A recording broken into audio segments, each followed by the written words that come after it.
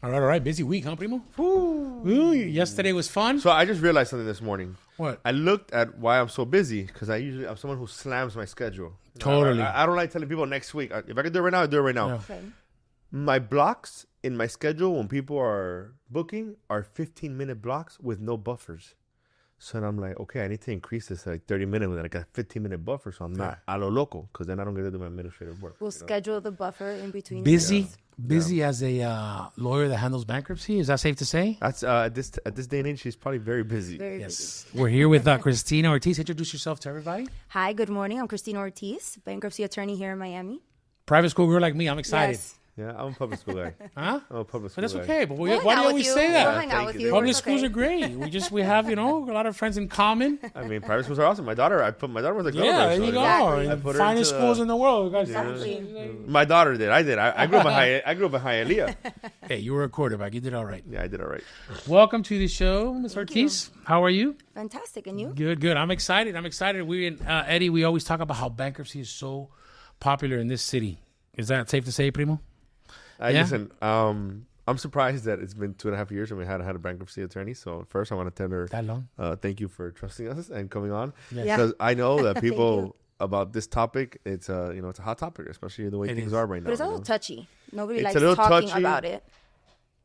But it's there. It's like one of those things that are there. So fortunately, I mean, I know people who've gone through it and survived it. I mean, fortunately, that hasn't happened to people in my circle or anything lately. But I know that it could be very devastating. Like I can't even imagine going through that process. So tell us a little bit about And about yourself, too. how the market is and a little about yourself and how you started. Sure. So talking about bankruptcy and how the devastation, I got into it by accident because in 2008, which everybody Financial remembers crisis. 2008, that's when I graduated law school. So I was thrown into that world, into the foreclosures and bankruptcy. So that's the first type of law that I started practicing.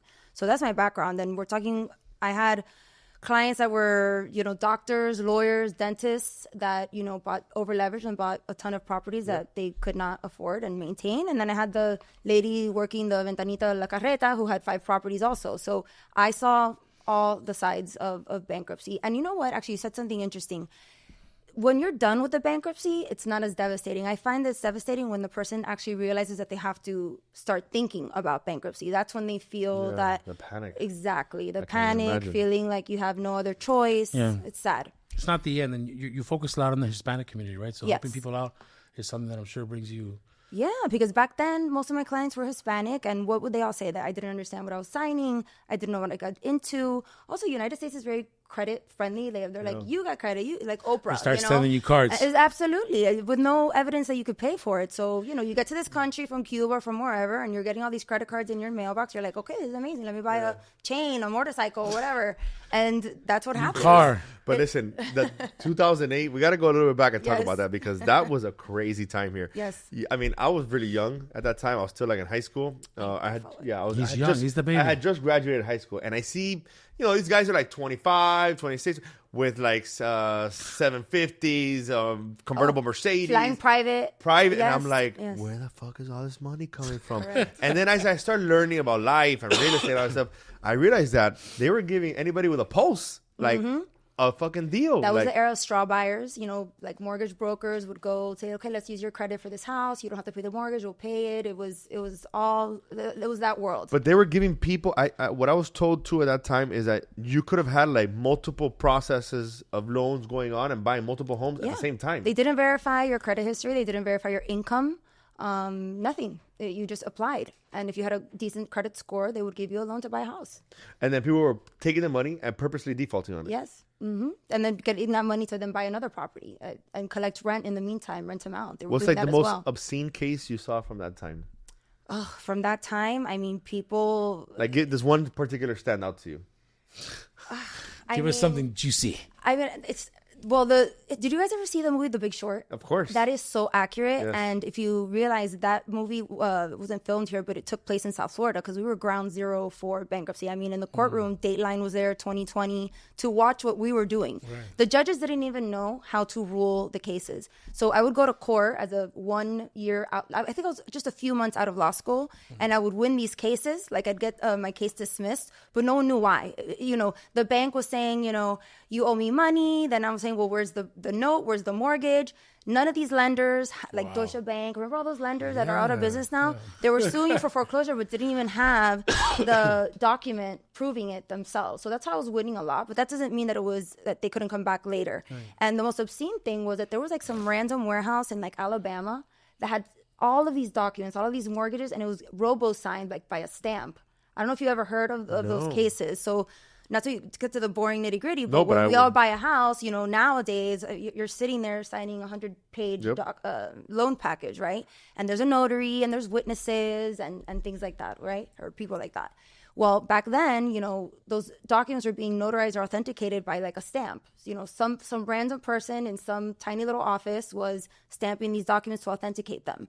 So, and then there was this warehouse, and watch The Big Short or watch the documentaries. They're all there. Apparently, the realtor was in bed with the mortgage broker with the guy who's giving the title, with the guy who's doing the evaluation of the property, the appraisal guy, with the inspector, with like all the way. That's why kickbacks are illegal. You used to be able to, you know, bribe your appraiser to evaluate your house, your property. So you could get more equity. Yeah. Let's say you have a house that's $200,000. You tell your appraiser, hey, for that $400,000, now you're getting a $400,000 loan on a $200,000 property. That right now, when you I got a loan, almost like if they're doing like a physical is what's next, you know, like how healthy are you, you know, like that's how serious they get now. What she was saying, all the documents and papers, where does this wire come from here, and what is this money over here, and who's this person over here? It's really crazy now, which I think is the right way to do it. Yes. You know. Well, back then, you know, I said the Ventanita lady, and that's not a joke. That was something that was alarming to me because she literally worked the Ventanita of Sergio's or Carreta or whatever, and she made like $7 an hour, yet she had 5 different properties. And I remember thinking, here I am. I just graduated law school. I can't buy a house. And, but that is how it was back then. Honestly, if they did that now, it wouldn't be that bad because it would be like a free-for-all. So we'd be able to take advantage of it. But, yeah, right? You know. But, you know, and then what I saw about bankruptcy is that once the bankruptcy case was done, people were so thankful and they were able to breathe again. They were able to, you know, the idea of bankruptcy is that it is a legal tool and we all as citizens have a right to bankruptcy. And it's actually a fresh start. It's a way to start over, and it's a trick to stimulate the economy again. Imagine if we were all broke and just were drowning in debt all the time, and we couldn't go on vacation, and we couldn't buy things, we couldn't move on and buy another house. So I know I sound biased because I'm a bankruptcy attorney, so it sounds like I'm promoting bankruptcy. But one of the things that I always tell my clients is, what you're facing now is really difficult, it's really stressful, but I bet you can't even sleep at night. And they all tell me the same thing. I can't sleep at night. I can't, you know, it's so stressful. If you have kids, their wives, you know, their houses, their households, they feel like a failure. But after, they really do get to have a fresh start. And that's very rewarding for me. Being broke, how do you know you're 6 months away from financial disaster? That's a good question. Yeah. So you already know, dude. Like, you know, like a year before, because you know when already you're, even if you live paycheck to paycheck and you're making minimum payments on your credit cards, believe it or not, you're still not that broke. If you're living paycheck to paycheck and making minimum payment on your credit cards. It's when you're not paying credit cards to pay like one creditor, and then like the next month you're not paying one for the other. When you're starting to juggle things like that, that's when you know it's within a year. It's going to drop out. And what are some of the mistakes that people are doing right now? Waiting until the last minute. Yeah. That is my biggest thing. You know, people think that they could ignore things, or like ignore the letters, ignore the foreclosure notices. Because not only bankruptcy, yes, is to discharge unsecured debt. You know, there's to liberate yourself. Yes, from credit cards, personal loans, things like that. But you can also use bankruptcy to discharge. I've been discharging some SBA loans, which were huge about 6 years ago. Do that. Yeah, because it's a government loan. So technically they're not, but some of them below a certain amount are being discharged. And that's getting tricky now because a lot of people took out SBA loans in 2020, 2021 that were not supposed to, didn't use those funds for what they were supposed to. So, I have to put those people under oath sometimes and make sure that they're telling the truth. Because you are under oath when you go to a bankruptcy hearing. So, but that's how I think when you start juggling all of those loans and finances, that's when you know it's imminent. The good thing is that with bankruptcy, certain types of bankruptcies, usually the most common that I do is a Chapter 7 for individuals. You can protect the property that you live in. So you're not going to automatically lose your house. That's a big misconception. So this is something personal for me. What's the difference between like a Chapter 7 and I think it's like a Chapter 13, is it? Or what's the difference? And those are the only two options? No. There's several types of bankruptcies. The most common are 7 and 13s. That's the one that a lot of people did in back in 2008. Those are the ones that I help clients with now. There's also a Chapter 11, which is for businesses. And I would say a Chapter 11 for a business is a reorganization of your debt. Okay, those are the type of bankruptcies that American Airlines did, the Trump organization did, like even Ford Motors have done it. Those are where you have to restructure your debt. 7s and 13s are more for individuals. A 7 is a complete, what they call a liquidation. But still, in a 7, if you're current on your home where you live, you could still keep your property, so you're not going to lose it. But you're going to discharge. Yeah, you're going to discharge even like your medical debt. I mean, think about somebody who has gone through some sort of like traumatic injury. They've been in the hospital for months. Imagine a hospital bill. So even though now recently they passed a law that, it can't go on your credit report, any medical bills, collection, things like that. It's still something that gets to your house, that stresses you out. Absolutely. So you can even discharge that. But 7 is a complete discharge. You are walking out from a bankruptcy completely debt-free, okay? A 13 is usually for people who actually are making a lot of money. They have a lot of cash flow, but they over-leverage. So now we have to do a reorganization of their personal debt. And you're usually put on a payment plan for 3 or 5 years, depending on your case. What I don't like about 13s, to be honest, I always love putting people in 7s because that's where I get that rewarding feeling of liberating somebody. The 13 is, you're going to have a trustee breathing down your neck for the next 3 to 5 years. You're still tied up. Yeah, you can't win the lottery. You can't get a really good job because if you do, you're going to be expected to pay back all of your debt. But question, after let's say I do a Chapter 7, right? I'm, $150,000 in debt, credit card debt, whatever the case is. How do you bill your client? Like, is it based on how long? Like, does it make Good question. sense? Like, hey, it's going to be $20,000 to take care of me, but overpaying $150,000. Exactly, right? So interesting question, because the answer is that, do you know that federal law does not allow us to take on a case, to present a case without us getting paid in full. So the client has to pay us first, believe it or not. If not, I cannot file their case. So I have a lot of clients on a payment plan.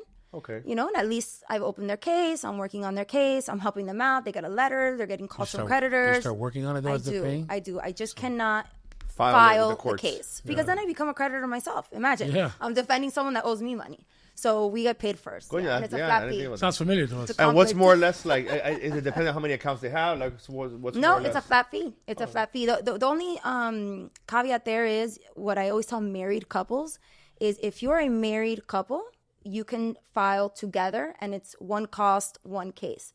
If you are boyfriend, girlfriend, or domestic partners and you're not married, you have to do 2 separate cases. Got you. So, if you're a married couple, to bang for your buck, just do it all. So your business model is a flat fee? Doesn't matter who it is? That's right. Wow. Mm-hmm. Yes. It includes court costs. Usually around $2,000 a 7. No way. The others are more.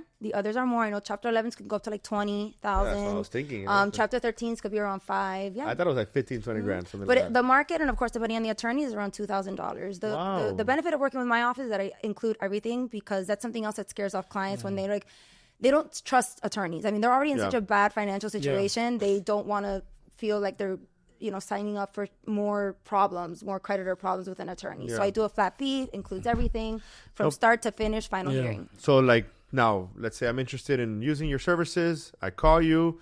What's the next step? I go to your office, and then I assume you're doing a full analysis on me? You come to my office, or we do a telephone consultation. I do consultations for free.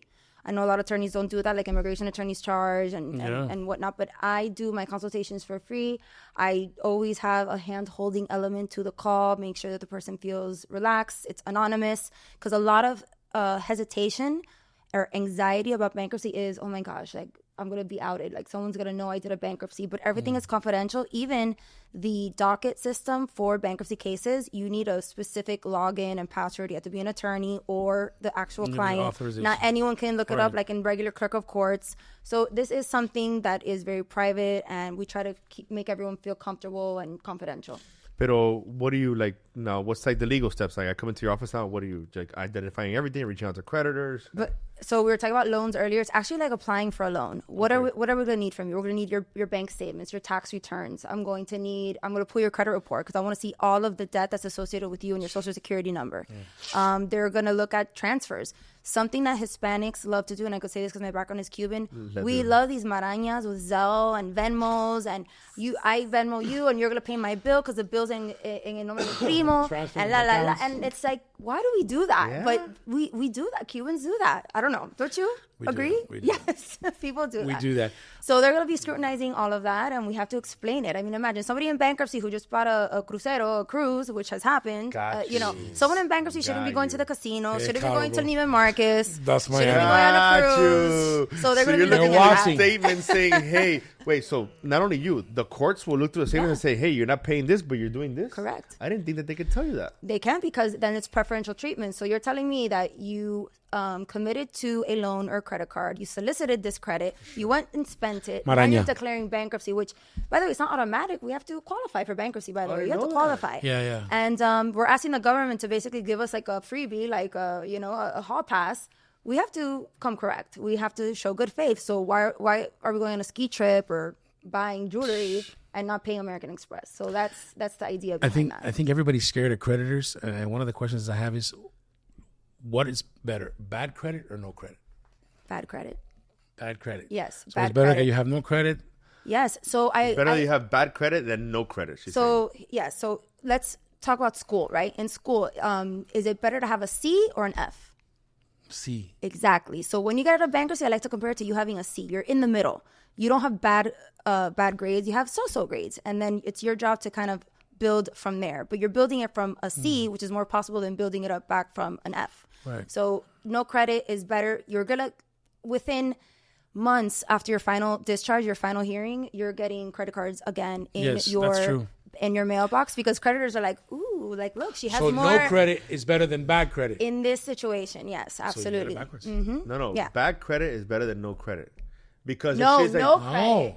After bankruptcy, having no credit is better. Yes. Yeah, but after bankruptcy, she's saying. Yes, that's correct. Yes, of course. You're not going to get bigger bankruptcy and then have bad credit again. And remember, bad credit, it's going to take you years to get your credit back up. It takes years. It takes at least 7-8 years, okay?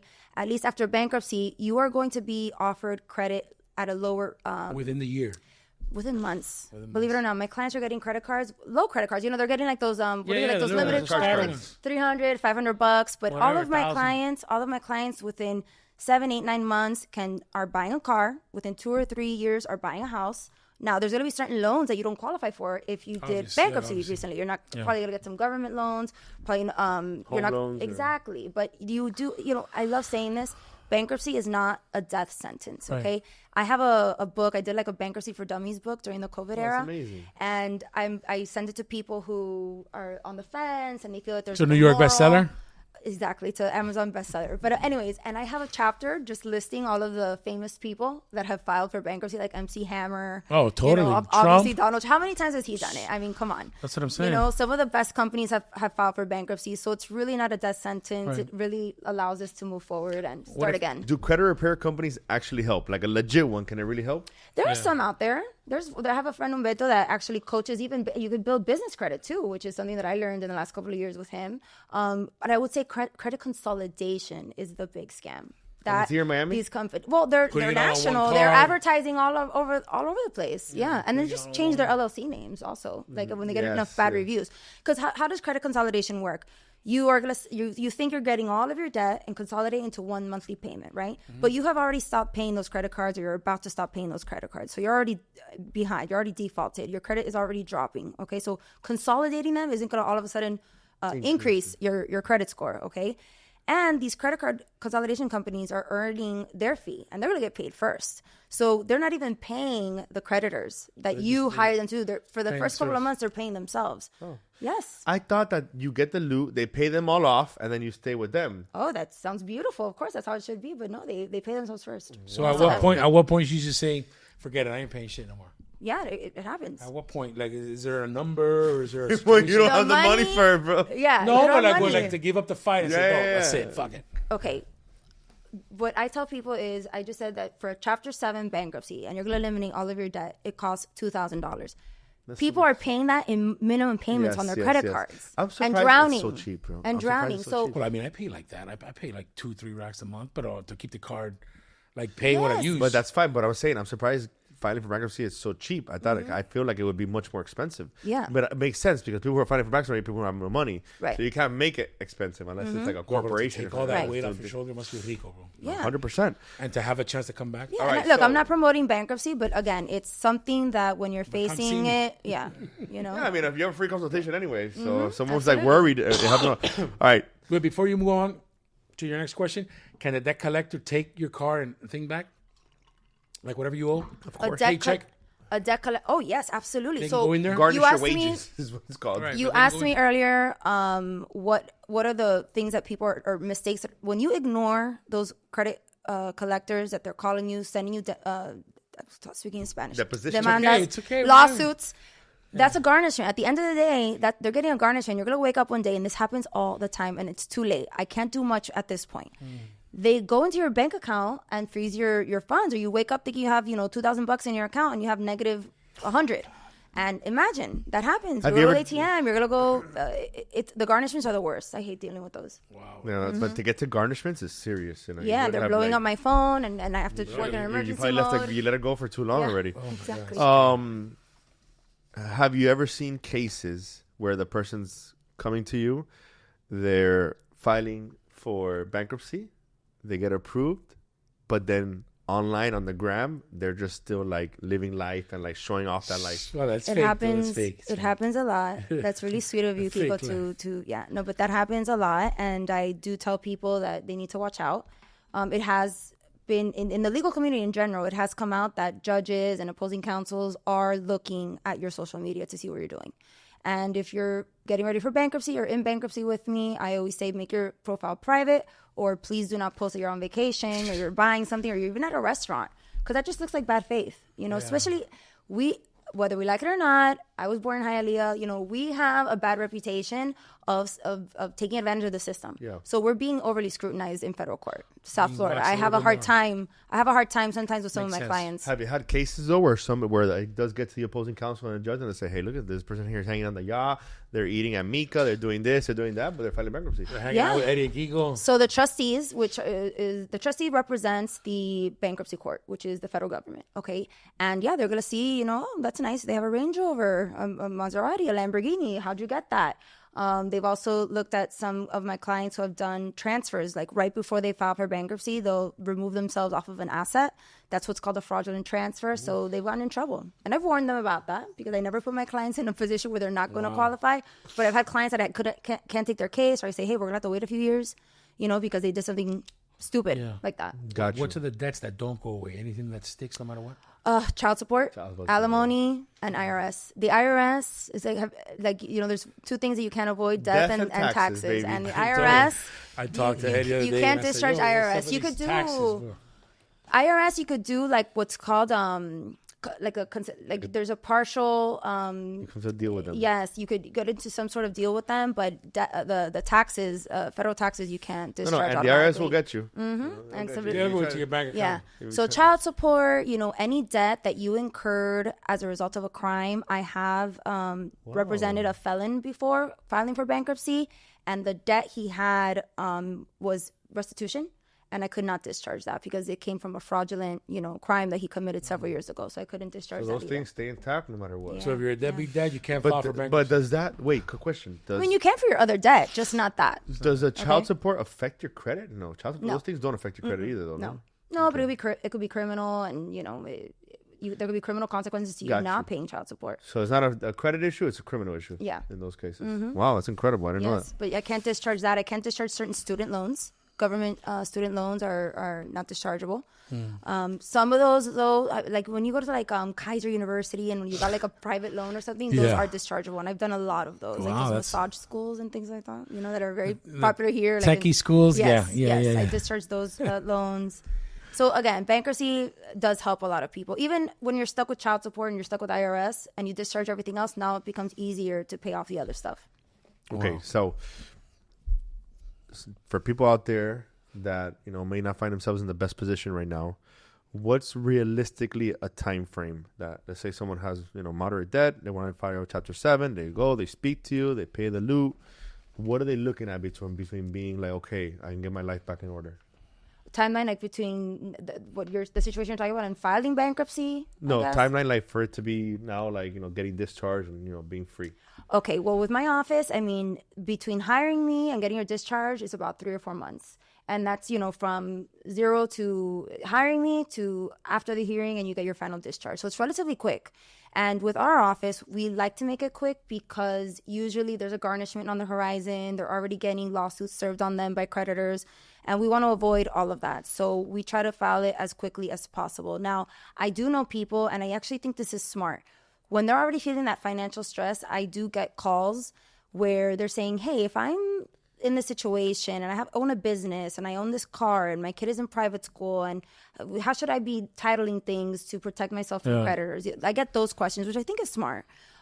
So I do have clients that wait until the last minute. And then my biggest advice that I give is you're not going to lose anything by calling my office. We give free consultations, and I do guide you. I can't give you legal advice, obviously, because I'm not your attorney yet, but I can definitely give you some tips and guidance depending on your situation. But like, let's say from the start all the way to the end, where, you know, everything's done. You said 4 months? A couple months, yeah. Wow. I thought it would take like 2 years.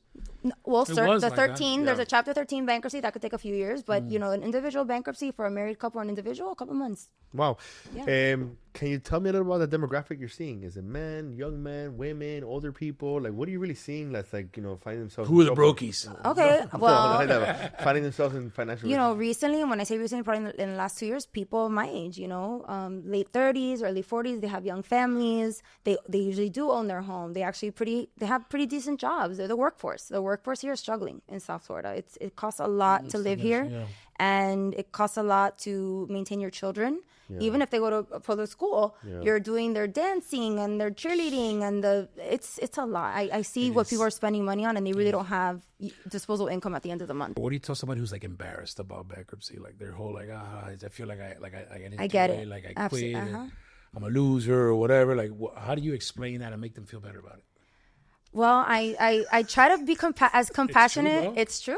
Absolutely. No, I get it. The bankruptcy and you get it, that's like you failed at everything. It's like, I don't think so, bro. I think you just got to reset, bro. Okay, like, everybody does. I'm going to bring you to my office to do a little pep talk for my clients. They're coming with their head down, you know? Absolutely. It's not a proud moment. Yes, absolutely. So I always coach them. You know, my demographic also is usually like the Hispanic, you know, churchgoers. I'm like, this is immoral. This is against the Bible. I'm like, for real? I'm like, Bro, relax. of course, Yes. Miami, bro. Yes, absolutely. So what I tell everyone is, I know it's a hard time, but I promise that when we're done with this, you're going to feel amazing. You get to start over.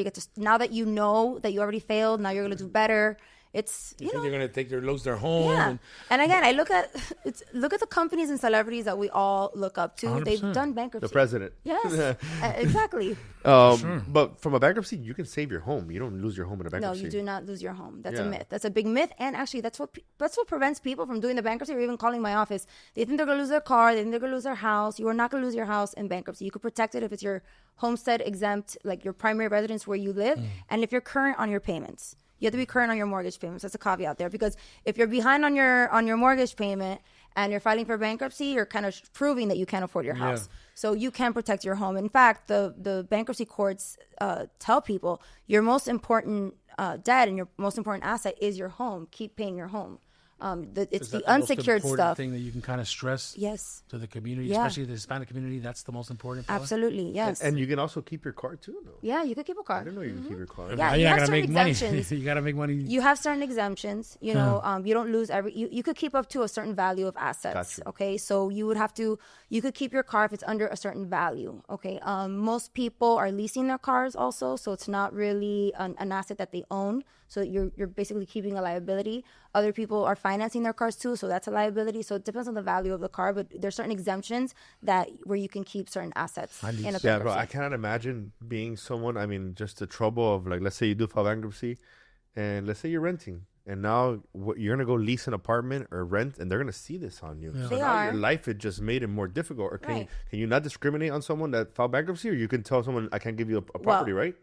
There are standards that certain communities have, just like loans do. And if you're not worthy of the credit, you're not worthy of the credit and moving into a certain community. It can happen. So the problem's now you got to borrow someone's credit or live with somebody else. Like, it really is like a fast downhill. That's something that Hispanics do a lot. They love to co-sign. We love to co-sign for our kids, co-sign for our parents. Then you have bad debt because your parent or your cousin that just got here from Cuba didn't, pay something. That happens all the time. Another one that I get is talking about assets. People don't want to lose the silliest assets. I had a client the other day. You're allowed to keep what's necessary, like your home or a house that you are required to go to work. Not a jet ski. Not a jet ski, an RV, a mobile home. I've had questions like that. Well, what if I give up the car? Can I keep my jet ski? I'm like, come on, we can't. How am I going to present that to the judge that you want to keep these things? Yes. What's the one mistake you continue to see like buyers making? Like they haven't learned. They still making the same mistakes. Co-signing is one of them. That's a big one. And I know we do it out of love. Like if we're lending our credit to a family member or a cousin or your kid, I know why we do it. But I think that's like one of the biggest errors that we commit, and waiting until the last minute. Like there's a saying that's like, we are so afraid of debt that we'd rather live in debt than face it. So we'd rather live making the minimum payments and being stressed out about it than just facing it head on and doing a bankruptcy. Which that technically the algorithm and the formula for minimum payment means you will never end up paying that. You will never. I tell everyone that. I tell all my clients, I'm like, that you're never going to get out of this Never. hole. Again, unless you are inheriting some, massive fortune, you win the lottery, they give you a huge bonus at work. No, the credit card company, that's the client that they want. The guy who's going to pay minimum payment forever. Correct. That's who they don't want you to pay off. They don't want you to pay off the credit cards every month. They don't make money off of you. Yeah, that's right. They make money off having your credit cards at zero, being a good person, that's not beneficial as well? Of course it is. Of course. But you have to have something in there, right? Because they always say you build your credit. They coach you. From what I've heard, they coach you on having a certain amount, paying it over days time. you pay. Look, the best thing to do is use your card at the end of the month, pay it off. Use your card at the end of the month, pay it off. Right. Like that. Sometimes they say pay when it's due, and then sneak another payment in before. And so it shows 2 in 1 month. Of course, and that helps bro. Every 2 weeks. There's tricks to the trade, no? Yeah. Yes, those are tricks, sure. Yeah. Like the more necessary, just pay your bills. Yeah, pay your bills. And pay it off. And then use it, rack it up, pay it off. Use it, rack it up, pay it off. That's the best way to do it, What's the average score for somebody that comes in, like something you've seen, like, oh my God?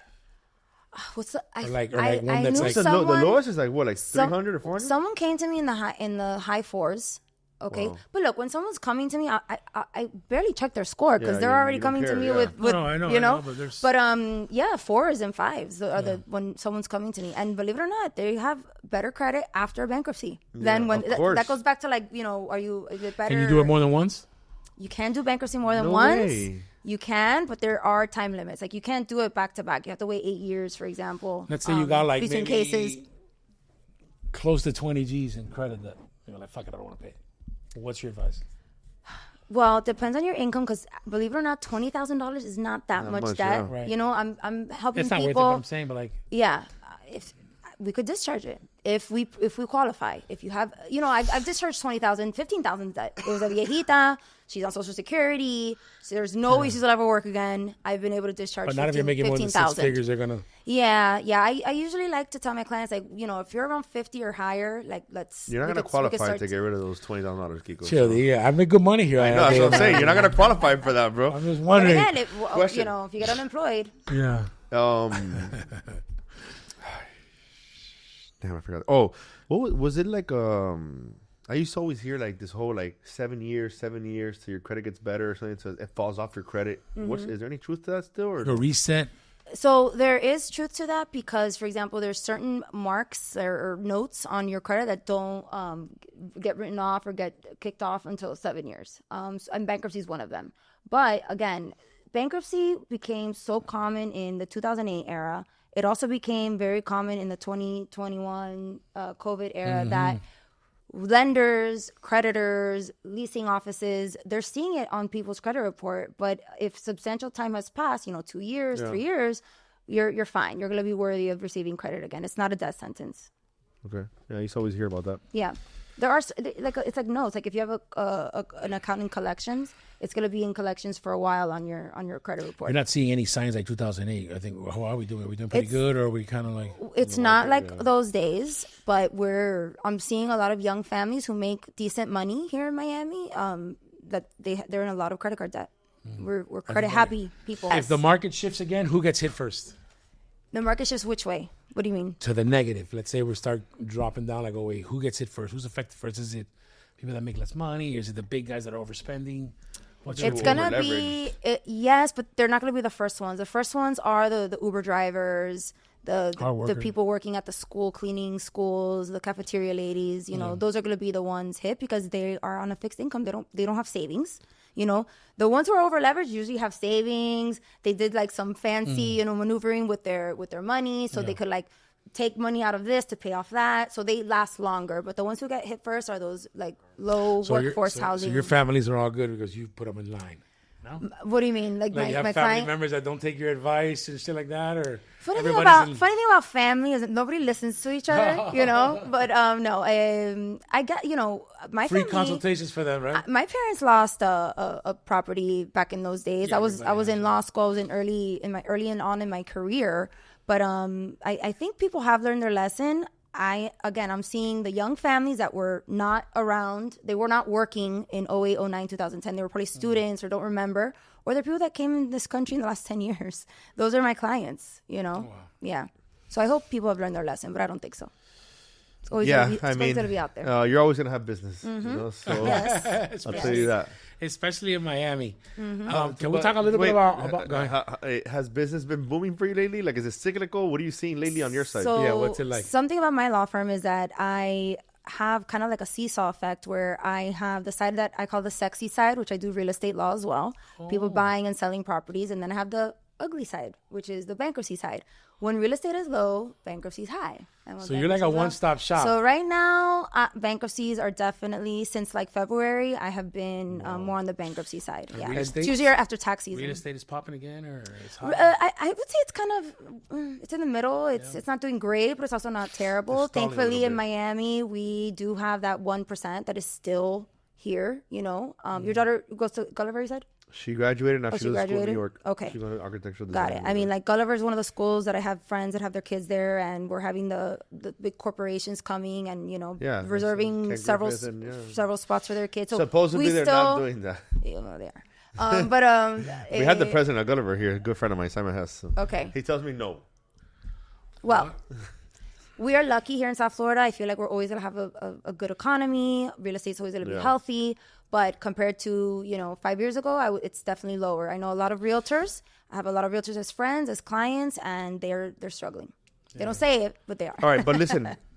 Have you ever had a situation where someone's getting divorced? And they say, I want to file for bankruptcy first before I get divorced? Yeah, let's talk about that. That happens a lot. And actually, people end up filing bankruptcy because of divorce. Joint income is better than, being on your own. Even if you were in an unhealthy relationship, now you have to find a new place to live. Depending on who you are, you're spending money on attorneys. Family law, divorce attorneys are super expensive. So stay on the couch for 3 years. When kids are involved, you're going to be spending at least $50,000 on your attorneys. I mean, at least. So I actually know people who are filing for bankruptcy because of divorce. I got zero when I got divorced.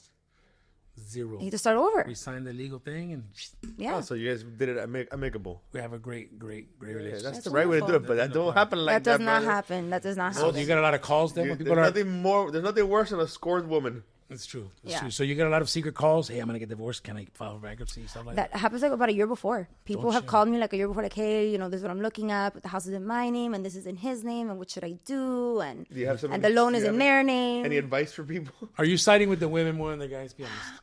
I don't side with any side, actually. I side with the reasonable person. Yeah. The one that isn't, trying to screw somebody over. Toxic. Or be toxic for their children. But it's just an expensive situation overall. So, I do understand like the whole asset protection part of it too. But people actually end up doing the bankruptcy after a divorce because it's in their name. You know, if they're married, you can, and you're facing a divorce. But what's going to happen is that when a bankruptcy judge sees that you have a divorce pending, the bankruptcy judge anyway is going to want to see what happens in that divorce to see what you get out of it, to see if you get any assets that could be used to pay off the debts. So if there's a forced sale in the divorce or something like that of a home or a property, any proceeds that you get out of the divorce is going to be part of the estate of the bankruptcy. So usually people do the bankruptcy afterwards. Impressive. We got a lot of information, bro. I love it here. Yeah. All right, let's ask a question. This That's is going to be it, the hardest question for you. Okay. She's not ready. We're going to blindside her. Can I go? Go for it. Christina Ortiz, bankruptcy lawyer extraordinaire. Okay. Give me your top 3 restaurants that you like to dine, starting with number 3, and why you like it. Oh, we have to start backwards, so it's Yes. tough because I know them. Okay, here we go. Did you prep? I am going to do Mandolin. AGN Bistro. Mandolin, solid for years. What do you like to eat it's there? Consistent. Everything. I get a bunch of stuff. The octopus. I just love it. Where's It's that one wonderful. It's out. It's that Buena spot. Vista area. Yeah, it's outdoors. You live nice. up? You live in that area? Or? No, I'm from Kendall. Oh wow, I'm from yeah. Hialeah to Kendall. Okay, yeah, same here, same route. I love Mandolin. Yeah. Mandolin's super. I haven't been there. So second is Number 2 for Trigo Cafe. It's in Hialeah. It has the Trigo. best. Yeah. Like the shake? It has the best shakes. You guys have to try it. And a really good brunch too. Really? What's one of your Yes. favorite things you eat besides the shake? Well, they have a really delicious Cuban sandwich, pan con mites. I love it there. It's Really? like Is it your authentic favorite too. pan con mites and stuff like that, or? I haven't. Okay, you guys need to help me with this. I am in search of a really good pan con mite. I haven't had one in a while. Pronto. Really? Pronto, yeah. That's from Mary's Coin Laundry on Mary's Coin 27th Laundry as is good well. too. Okay. We'll talk off camera. Yes. Don't worry. Sandwich here across the street. Yes, sandwich. You know? All right. Gotcha. I'll Sandwich hook is you. good. All right, and And Christina right Ortiz now, is Here's your number number 1. one. Drum roll. I know it's cliche with Sunny's. I'm really enjoying Sunny's for the last couple of years. Yes. Sonny's, my Yeah. boy Aaron You know, Brooks is the I chef said there. I've never gone. We have a reservation for next Tuesday, I believe.